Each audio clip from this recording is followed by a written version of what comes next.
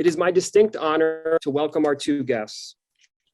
A few words about them before we begin. They are the authors, as I said, of If These Stones Could Talk, this remarkable book and the story of African-American history in New Jersey. Their research into their own families and other individuals who called Sourland Mountain home has given contemporary audiences important window into the past and better understanding of the present and future. Their tireless work, in particular as board members of the Stoutsburg Cemetery Association, has ensured that certain names and stories are not lost forever. For those from Morris County, where CCM is located, you may be unfamiliar with the Sourland Mountain region. It is located 1 hour approximately south of campus, not far from Flemington and not too far from the Delaware River. Local towns include Hopewell, where the Stoutsburg Cemetery is located, and the Skillman section of Montgomery, where the Stoutsburg Sourland African-American Museum is located, and you'll hear about that today. Both Lane and Beverly are founders of the museum and members of their advisory board. They are both trustees of the Stoutsburg Cemetery Association as well. Elaine and Beverly's work addresses many historical omissions, including the role of New Jersey played during the time of slavery, the great importance of the African-American Church, in particular, Richard Allen and the founding of the African Methodist Episcopal Church, the brave and often forgotten military service of African-American veterans dating back to the time of the American Revolution, and even recipes and remedies that have been passed down from generation to generation. Their story is a personal one. As they unearthed more history about the local area, they also filled in some of their own family's ancestry. Along the way, they asked tough but vitally important questions about the discriminatory practices in the local area, the need to preserve historical buildings and cemeteries, the understanding of slavery, discrimination, and marginalization of African Americans, and the endurance of a community to survive and thrive amidst horrible conditions. I was touched by the stories in their book, and in particular, the theme of family and resilience. I learned so many lessons, everything from the tradition of Watch Night, a church celebration remembering the Emancipation Proclamation, to a local man named Bill Allen and his role in assisting in the infamous Lindbergh kidnapping case, a story mostly forgotten and never acknowledged. As their book points out, there are ugly truths they need to cover, but I kept coming back to their poetic passage found on page 19. They write, quote, "It became clear that we had a responsibility to be the voice for the voiceless. We realized that it was our duty to preserve the memory of individuals who spent their lives living in the shadows of society, all but erased from history." Please join me in welcoming Elaine Buck and Beverly Mills to the Legacy Project. Welcome. Thank you. Thank you so much. Thank you. I'm so happy to be here. Absolutely, and we're so happy to have you here. I guess to begin, we'll kind of just go generally, and then maybe get to some specifics, but what kind of began you on this journey? What initially inspired you to become local historians of this region of New Jersey? But, you know, we always have to kind of laugh about this because that one day, like 16 years ago, you're going to wake up and say, well, we're going to devote the next how many years to this work. We absolutely had no idea what was going to become our future and what we were going to become very passionate about. And it really just all began from one phone call. And that phone call was when it was received by Elaine and her husband. And essentially it was from an elderly white gentleman in West Amwell, which is kind of like the next town over from us.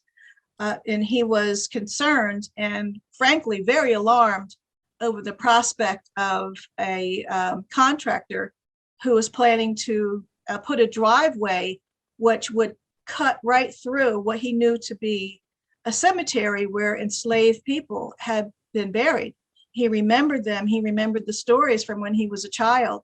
So that was our initial beginning into becoming historians. We absolutely had no idea what we were in store for. When we stepped on that property, I might say illegally, that day when we stepped on that property, but we were determined that we were going to find out all we could so we could do, have ammunition so we could stop what was pretty much plainly going to happen, because he had full approval from the town, but we weren't going to have that happen. And Elaine was relentless in that pursuit also.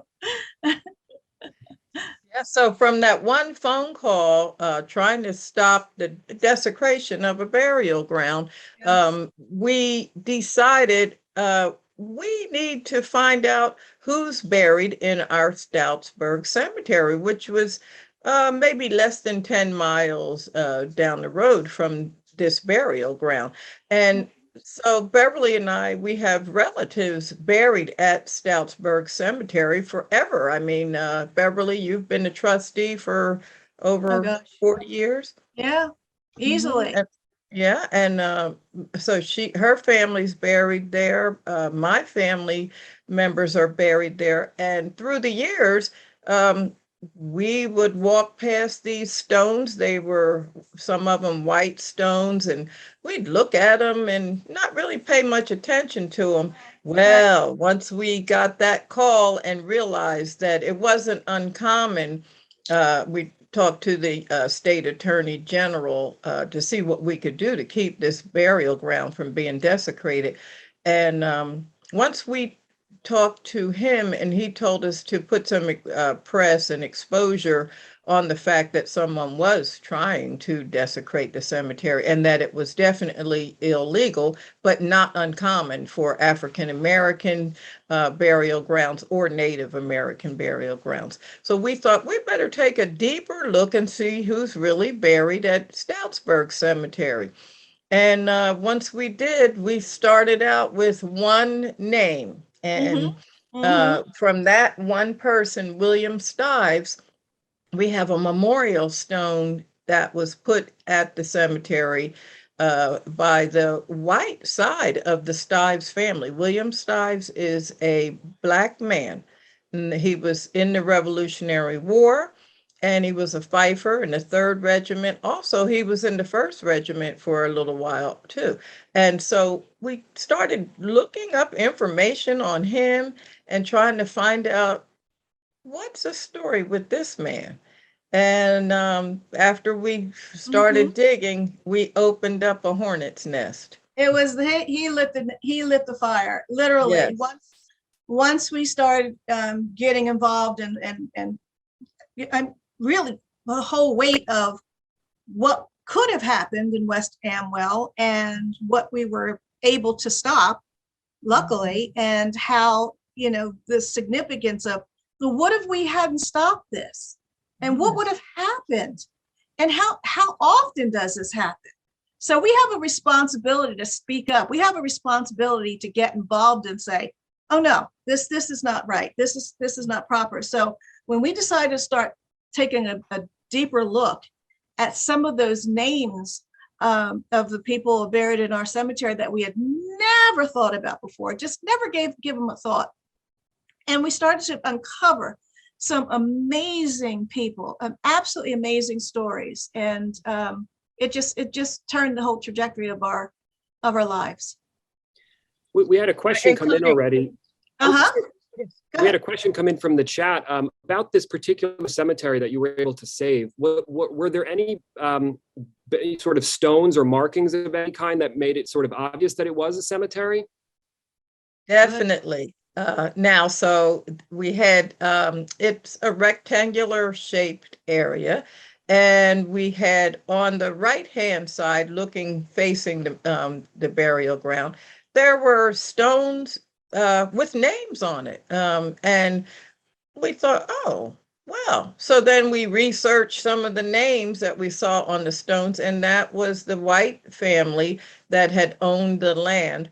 And they had all their names from the children to the oldest were clearly marked. But then in the center, there was some sunken areas that this person, the contractor, said they were perk test holes. And that's why there were so many sunken areas. It was very hilly and very rough when you tried to walk in the center. And then there was a monument that was put there by an older gentleman that was in his 90s and remembers going there and putting that monument up for the African Americans that were buried there, but they did not have stones. But he did remember that. So that was part of the oral history that helped us gather information. And they even knew the names of some of the African Americans that were buried there. One of the names was Hoagland, the other name was Dowdy. Well, my husband his family is the Hoagland family and also Beverly's family. And then we went to school with some Dowdies. So we were wondering, are these descendants of, people that we know? And yes, they were. When you began on this journey, how difficult has it been, just sort of like looking back at the last few years of trying to piece together all of the histories and find the documents? Has it been very difficult to find some of the names that you wanted to find from the cemetery and from the area? Yeah. Needle in a haystack would Yeah. really describe Hen's, it. hen's teeth, really. It's really amazingly difficult for African Americans. We always like to reference Henry Louis Gates. If any of you are familiar with his programs on PBS, when he talks about the difficulties that African Americans have in tracing their ancestry or any their stories, because it was erased.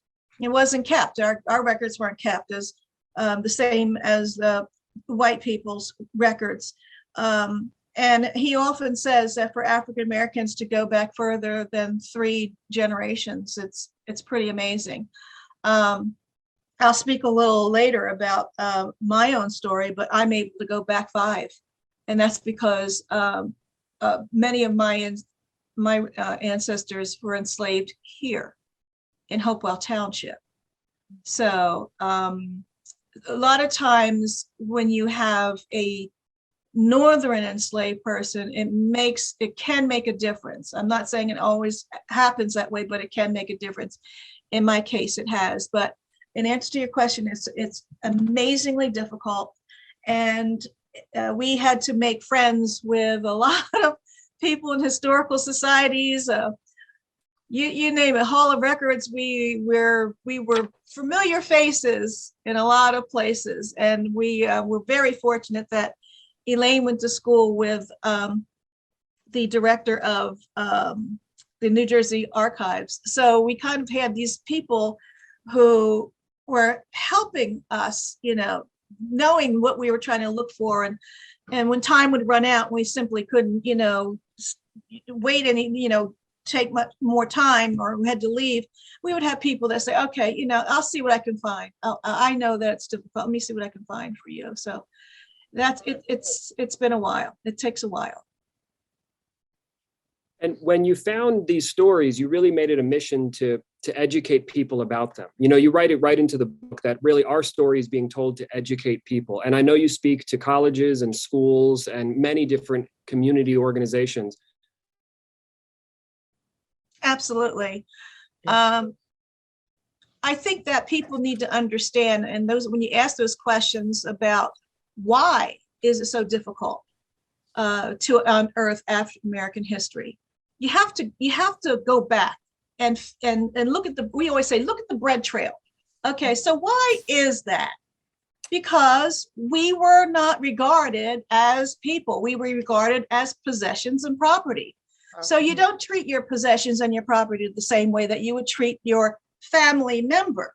So, and many times an enslaved person would be given one name. They would be called, the names, some of them are absolutely ridiculous, but it would be one name, Nancy, or, Beulah or whatever. And that person would not have a last name. Now, when it came for them to be manumitted or freed, there would have to be a last name claimed. So hence, many times that would be the name of the last enslaver. We have people on from the Sauerland Mountain. Sylvia Dubois is one of them. We refer to her.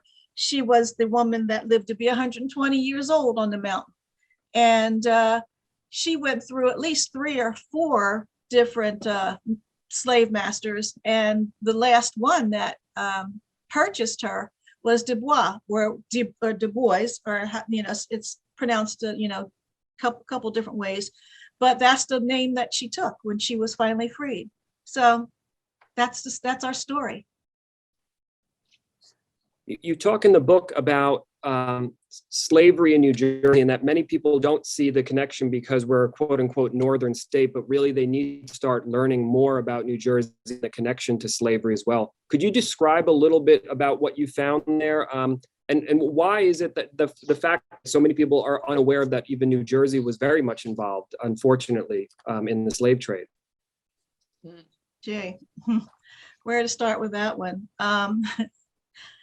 Well, Elaine and I are both graduates of Hopewell Valley Regional High School. It's one of the top high schools in the state. Not once did we ever hear about slavery in New Jersey. Not once did the subject ever come up. So, when we as adults, as women at that time, for me, middle-aged, now a senior, when we found out that New Jersey was a slave state and had, as the original 13 colonies were all slaveholding states, it was unbelievable. We first of all, it's like, how is it that we have lived this long and never knew this? How is it that history is still not teaching us accurately? So, the more we started to delve into the research and dig deeper, and we find out that, it goes all the way back to the proprietary period of New Jersey, when New Jersey was first formed, when Queen Anne was ruling England, and she was, the head of the Royal African Company, and how she kind of, paved the way for, the early colonists to have a certain amount of slaves that were guaranteed to them, that would go along with how much acreage they'd have. So it was all hand in glove. Everyone was complicit. And when you look at it that way, and how from proprietary period, how it ramped up, and by 1800, in the state, you have almost 12,000 enslaved people. That's not an accident. That's by design. So, and after we found out how many enslaved people were here in New Jersey, then we wondered, well, how did they get here? Because we know that they came from Africa. And so how did they get here? And then we started researching more, and we find them coming right to Philadelphia. I always think about, every year we see the tall ships coming into Philadelphia, and it's a big thing for Labor Day or whatever. And when I think about that, I think of the slave ships that came right into Philadelphia, and the auctions that people went to Philadelphia to buy human cargo, and how they came right from Camden and right up the Delaware to our communities. And then we think, okay, well, they didn't all come up the Delaware. No, some of the slave ships came in through New York, Rhode Island, and then they'd get here right up our waterways, the Raritan, right into different communities. And so, and you hear about Perth Amboy being a huge auction site. yes. And then just, we never even thought of it when we were in school. I mean, why would we? We didn't know anything about it. And it was specifically left out of the history books, the Daughters of the Confederacy. She made sure that there was a correct narrative about slavery, so that we wouldn't know how horrible it was and how brutal it was, especially here in New Jersey. It was just like it was in the South. And mind you, New Jersey was the last northern state to abolish slavery through the Gradual Abolition Act of 1804. So New Jersey has quite a lot to atone for. I'm kind of in the same thread. You also, in the book, and you talked about it earlier, William Stives, a very significant person who gets a lot of time in the book, but also I think is significant for this region. Could you talk a little bit about William Stives and his story? Well, let's just set the scene really quickly. We're going to go back like maybe 15 Memorial Days or so. And we always have a Memorial Day service the Sunday before Memorial Day. And so for this one particular service, this lovely white couple shows up, and very well dressed and looking, extremely prosperous. And as it turns out, they were descendants of William Stives, and he had been doing a lot of genealogical research, which led him to the Stoutsburg Cemetery.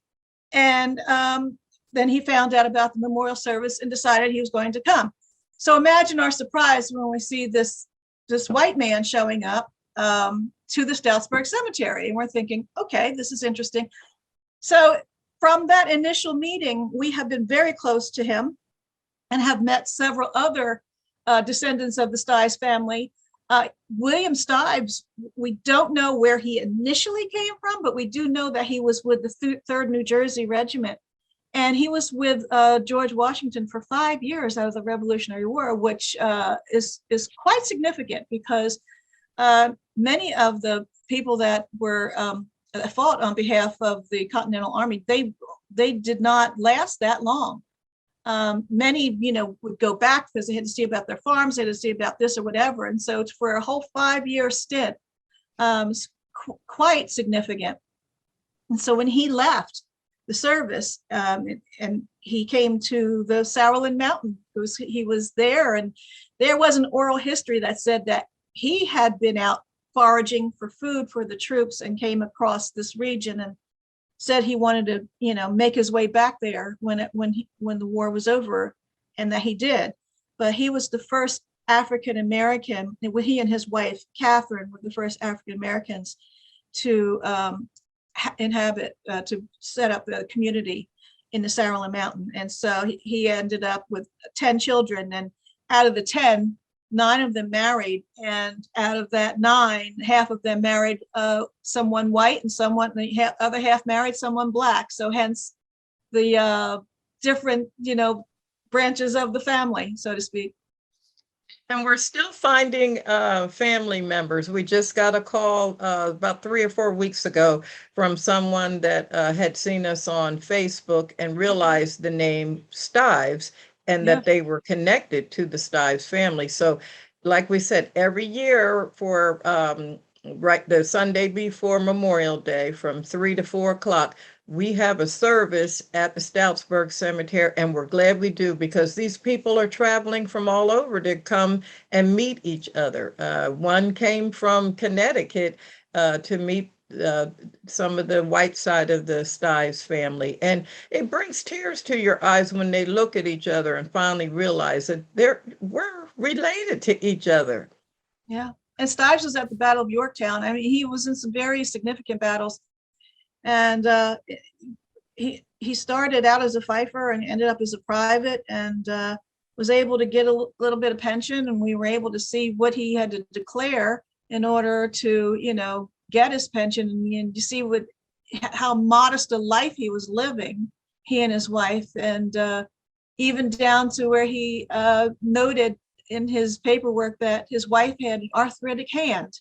So it's a very personal, and it's a very important story, because you're talking about the beginning of the African American community in Sauerland Mountain. Earlier, you said that your own families go back several generations. How far back have you traced your own families? Well, I've been able to trace mine back 5, and that's because of on my mother's side, we are related to the True Hearts family, and the True Hearts came from Friday Trueheart. And Friday Trueheart was an enslaved 13-year-old that was brought here by his master, who was a pastor in Charleston, South Carolina, and left because of his activities in the Revolutionary War. And so as things were heating up in Charleston and the British were coming to invade the city, and this Reverend Hart had to leave his very big and flourishing congregation down in Charleston and had to come north. And as he came north, he brought Friday with him, this boy, and now their home is Hopewell, New Jersey.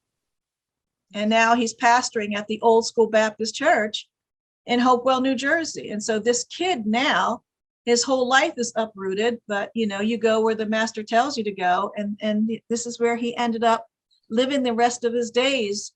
And I come from the branch of one of Friday's 3 children. He had 3 sons, Isaac, Aaron, and Moses, and I come from Moses. And my family goes back 4 generations. We actually migrated from Danville, Virginia. And so, I mean, when you look at a map or look at a piece of information and see your ancestors listed on a document, I mean, I cannot tell you how good it makes me feel. I had no idea. I knew my mother, my grandmother, and my great-grandmother and grandfather. I live in their home here in Hopewell Borough, but I had no idea until we started doing the research that my Grammy's mother and father actually lived here in the Sourland Mountain, and they lived near William Stives. I saw them listed on a map near William Stives. So the community just started to flourish, and we are the descendants of these people. And so just to answer how I got to 5, Oliver Hart kept a diary, which was discovered many, many years ago, but it was discovered transcribed in the South. And in it, he discussed the day that he purchased Friday and his mother, whose name was Dinah. So obviously that would have been my 5th generation. And so I know that my 5th great-grandmother was named Dinah, with Friday being my 4th great-grandfather. We don't know if Friday ever got to see his mother again after he was brought to Hopewell Borough as a 13-year-old child. Right. There's a large section of the book that also talks about the African-American Church and the history. In particular, you kind of begin with Richard Allen, the founder of the African Methodist Episcopal Church. Could you talk about the early church and how it was, as you say, a source of guidance for both spiritual and social needs? Definitely. Yeah. I'm going to let Elaine take this because she's been involved with the church for practically all of her life. I was pretty much forced to go. So I was the kind of the kid where, get to Sunday school, and my parents were not churchgoers, but Elaine's family was firmly rooted in the church. And when I think back with Richard Allen and the need for African Americans to have their own place to worship, because we were designated to the balcony areas, even in the Sourland Mountain churches, the ones here in town in Hopewell Borough. And so you'll notice that most churches have a balcony. And if you research back, even in your own communities, you'll find that balcony was for the African Americans. And so once I would say, moved on and started to have our own places of worship, that I really love is the Bethel AME Church in Pennington, and it's 2 or 3 doors from Beverly's house. Richard Allen came from Philadelphia to Pennington, and he stayed in Pennington with the Bunn family, and they're the founders of the White Methodist Church, which is right on Main Street in Pennington. And he stays here for 6 months, and he's preaching and teaching and educating people.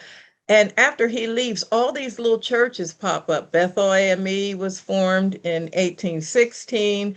There's the AME Mount Zion in Trenton. There's also our AME church that we have our SAM Museum, which is the Stoutsburg Sauerland African American Museum. That was called Mount Zion AME, Methodist Episcopal Church. And that really dates back to like the 1850s, where people were meeting in their homes. And then they finally got enough money to build an actual sanctuary. But these sanctuaries that are all over the United States started from 1 or 2 people. And so you start out with 1 or 2 people like Richard Allen and Absalom Jones. And then look, there's millions of AME people now in our country, but we're very proud of the presence here in our community. And you're talking about people like Richard Allen and Absalom Jones. They were movers and shakers in the beginning. Before the colonies were, before we were officially the United States, they were here, with Richard Allen and the salt trucks, and it was all hand in glove with the formation of our nation, essentially.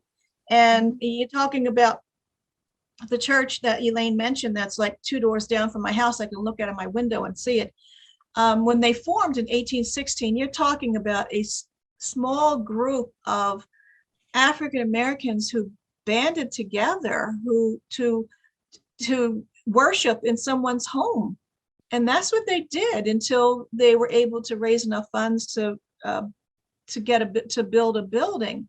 But that's essentially what happened. They were worshiping. And so you're talking about the church became a spiritual haven, a haven for them to socialize and to talk freely among themselves without white people listening or being in their business of what being able to be free and socialize and discuss with one another without being relegated to a balcony somewhere. The Bethel AME Church also was used for a school for Negro children. William Boyer, a Civil War veteran, when he came back, I don't know how he survived some of the battles that he was in the Civil War, but he survived. He was there at Juneteenth when General Granger gave the announcement that, hey, people, the slaves have been free for over 2 years. And so he comes back to Pennington, New Jersey, and starts a school for the Negro children at the Bethel AME Church. So it was used for the church was used for many different things, including some political things. Yeah.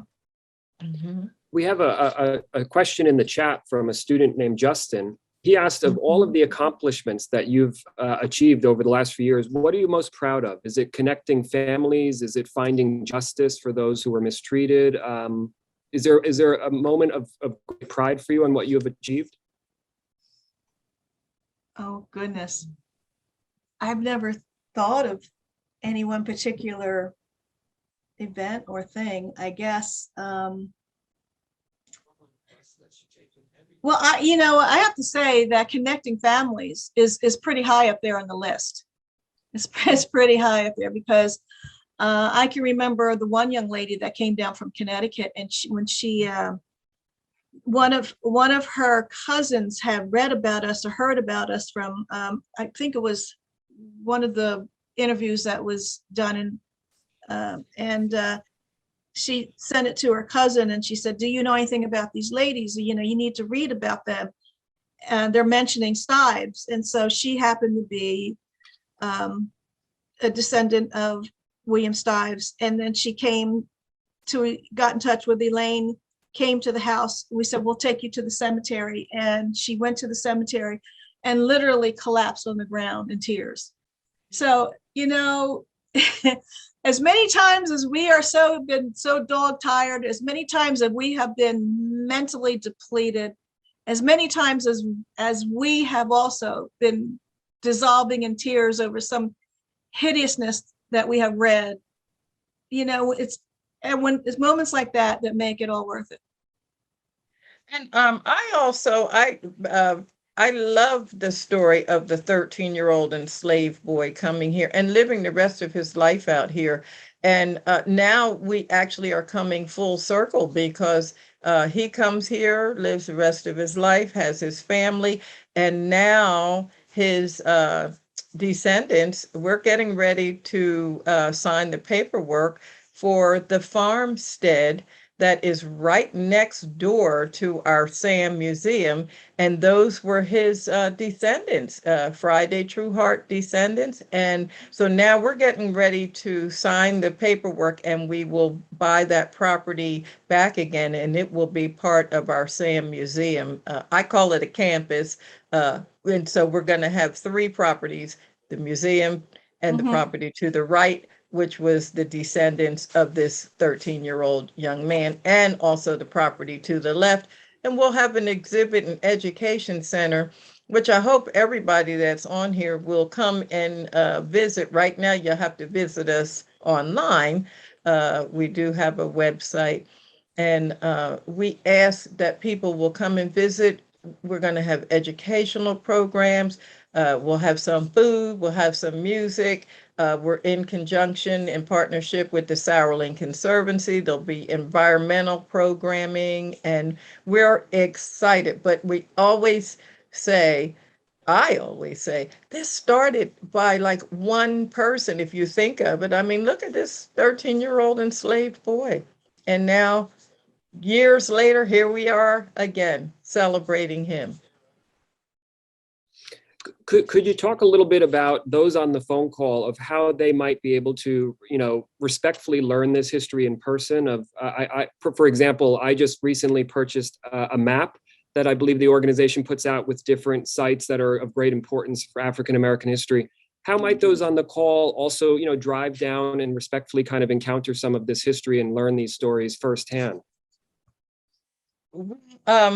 Like we said, we do invite people to come to our Memorial Day service. And we have a whole weekend. We have a Hopewell Valley Heritage Weekend that you can also see online. But if you go to our website, you will see the progress. Right now, the museum is under restoration and hopefully will be completed in the spring and we'll be able to open it back up for in-person tours.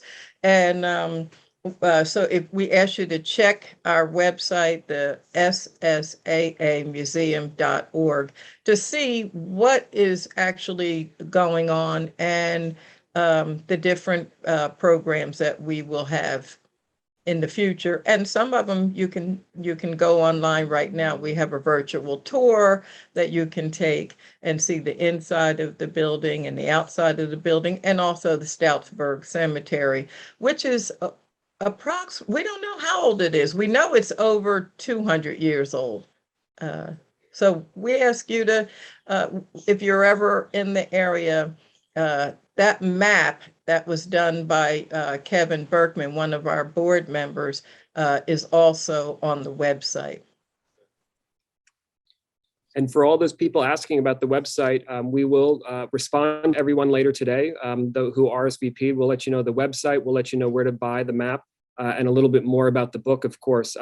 You talked about Memorial Day and the service, and a large part of the book is about military service of African-American veterans.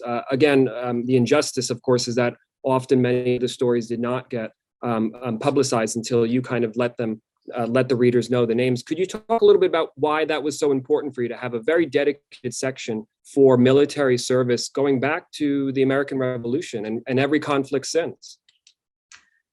Well, I think starting out with the American Revolution, and we're still learning, more about the underestimated count of African Americans that fought in the Revolution. We do know that many were enticed, the British enticed many away with promises of freedom, but we also know that there were several thousand that fought on behalf of the Continental Army and the militia. And so when you look at these people who put their lives on the line for colonies that did not respect them, and they were just, whether they just felt that the love of a new nation, being part of building something that would one day, I guess, work out in their favor. But anyway, I think that when you think of those men and the contribution of men of color to the Revolutionary War, and how you're not taught that, first of all, that there were Black men that fought on behalf of the Revolution. You always, get the Crispus Attucks or whatever his name was, and that kind of leave it at that, like, oh, he was the first man to fall in the Revolution, but no mention of the huge contribution of men of color, and in particular, people like the Marbleheaders, which I don't think we have time to go in now, but if it wasn't for the Marbleheaders, who were men of color out of Massachusetts, they wouldn't have been able to cross the Delaware. That we do know for a fact. Mm-hmm.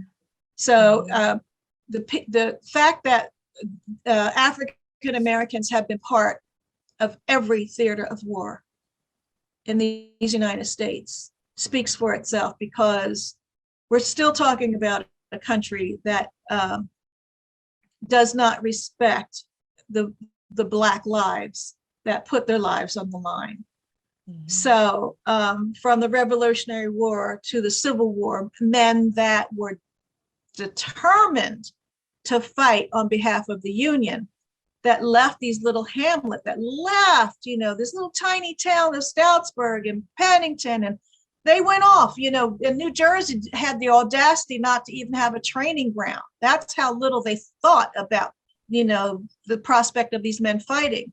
They had someone to go to outside of Philadelphia to Camp William Penn. Some others had to go up to Connecticut, Rhode Island. Mm-hmm. So the main fact that they did it, they left their families, they willingly left, and they willingly went and fought. And then they came back to their lives to be productive community members. It says a lot, only to face America. Oh boy. And when we look at the names, we did painstakingly find the names and put them in our book. Yeah. And I remember our publisher saying, "You don't want to put all their names in there, do you?" And I said, "Yes, I do. I'd never heard of them." And then to find out that they're buried at our Stoutsburg Cemetery, and you see there's Aaron Trueheart. Well, he's the descendant of the 13-year-old boy. And then Jonathan Stives. Jonathan Stives was the descendant of William Stives. They were in the Civil War. We have Ira Bergen. That's my husband's family. When I look at these names, and I think these are people that are our relatives. Shank. Mm-hmm. Yeah, we have a whole list of names, and we put them in our book so that mm-hmm. they can get recognition, and they'll be celebrated also. And not too far from me, and associated with the church down the street from me, trustees of that church felt the need to have a graveyard, because of the reasons we spoke of before, not being respected, being relegated to another part of a cemetery, or and segregation and death. I mean, come on. So down the road, a little piece from me is the Pennington African Cemetery, and they also have a fair amount. I think they have about 10. Also, they have about 10 United States Color Troops veterans buried there. And so, you have to pay homage to these men because, they were absolutely dedicated to fighting and came home and came back to their homes, became their husband, back to being husbands and daddies and community members. We have about 10 minutes left. If anyone has a question, feel free to chat it to me and I'm happy to ask it on your behalf. We have a lot that came in. I won't get to all of them, but I promise to send them on to our speakers. There's a few people, for example, who have some questions about their own family, and I'd love to put them in touch with you.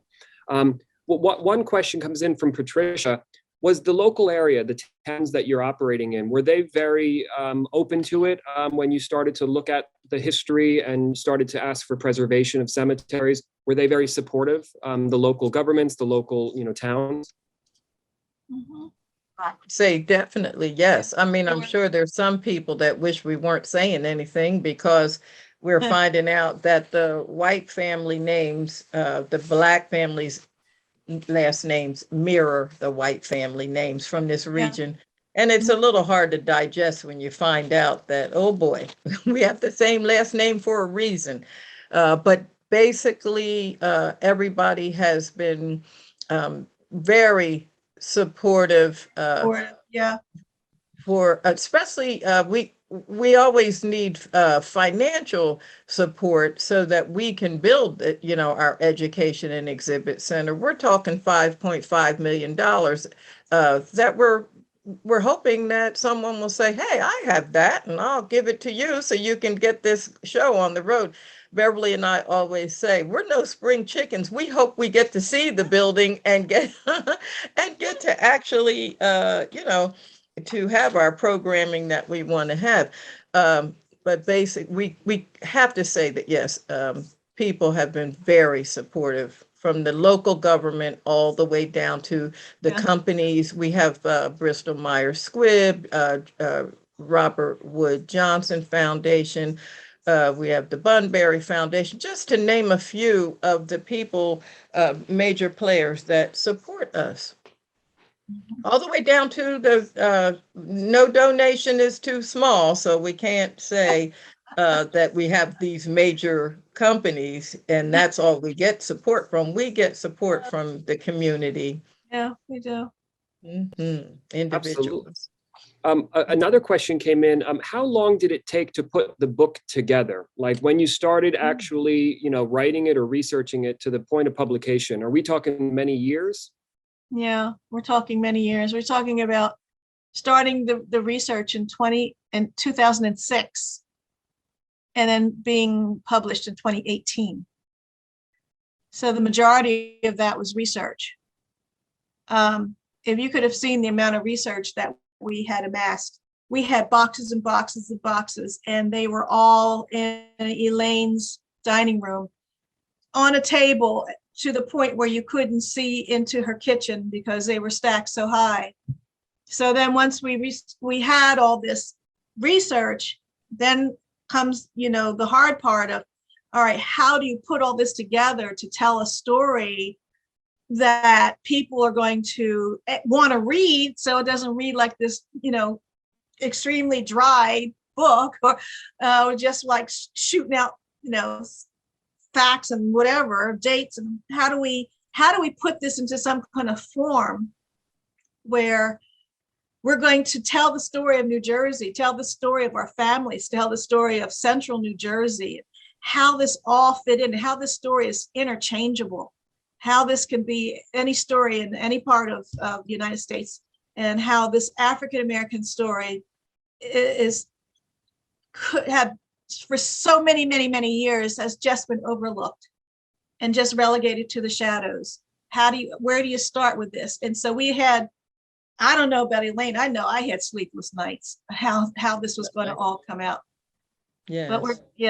But we had excellent coaches and editors. So here we are. And the final two questions, you end the book with recipes and remedies that I found fascinating in so many different ways, many of them passed down generation to generation. Could you talk a little bit about how you learned about them yourselves and the, sort of the central figure of that? Well, I was born to a 15-year-old mother. So I lived with my grandparents, and they were sharecroppers. When they were in Danville, Virginia, they were sharecroppers. Now, sharecropper is another word for an enslaved person because they worked, and at the end of the year, they was supposed to get money because they shared the crops with the owner of the land, and they got stiffed to hear them tell it. So I knew my grandparents, but I also knew my great grandparents. I lived in their home. I knew my great grandmother's sister, her two sisters, and her brother, and we all lived here in Hopewell Borough on Columbia Avenue. And so these people that I grew up with were in they were formerly enslaved people that had to make a way out of no way because honest and truly they just didn't have money, so they had to make their own remedies to heal themselves. I still use a lot of the remedies. People will call me today and say, "Oh, I just got a tooth pulled, or I have a toothache, or whatever." And I remember all those remedies that we used. The only time the doctor came, we had a local doctor, and he'd come in his pajamas to give my grandfather a shot for asthma. But until we started school, we really didn't go to the doctor. We went if we had to get a vaccination, and that was about it. Everything else was home remedies. We used a lot of spices. We used a lot of tree bark. We used a lot of roots that were right in our own yard here. We raised our own chickens. We raised our own pigs. And I look at people today and they're all excited about farm to table. Well, we went out in the yard and picked everything that we ate, and we made from scratch everything from bread all the way down to soap. We made our own soap, and then we made candles. I mean, we just made things because that's what how they were raised, and they raised us the same way. The importance of keeping those traditions alive. Yes. Absolutely. And my final question, and again, thank you so much for joining us today, is what's next on this journey that you're on? Perhaps the second book? You talked about the museum and your continued work there. I don't know if you wanted to kind of leave us with those words of what the future might look like for your journey. Well, I'll say a little bit about the book, and then Elaine, you can close with our plans for our museum. But our second book is called Harmony and Hostility: A View from Sourland Mountain. And it will be out this year. I can't tell you the month. The manuscript is completed, and it goes through different phases. So right now it's under the eyes of one other editor. So that's the way it goes. You go through the process, and but it's doing a deeper dive into what we've already set up in the first book, and we're talking about the building of the Black and white communities in Hopewell, Pennington, and so and how that all fits into how this area was built, and how the Black and white people who were coming out of bondage with these founding white families still in the area. So how do we all now live together, and how do we all now make our respective communities thrive? And we just go into some personal stories and how things worked, some of the things that did work well and some of the things that didn't work so well. So that's just to give you an idea. I can't give too much away. We do take a deeper dive into the information that we unearthed in our first book.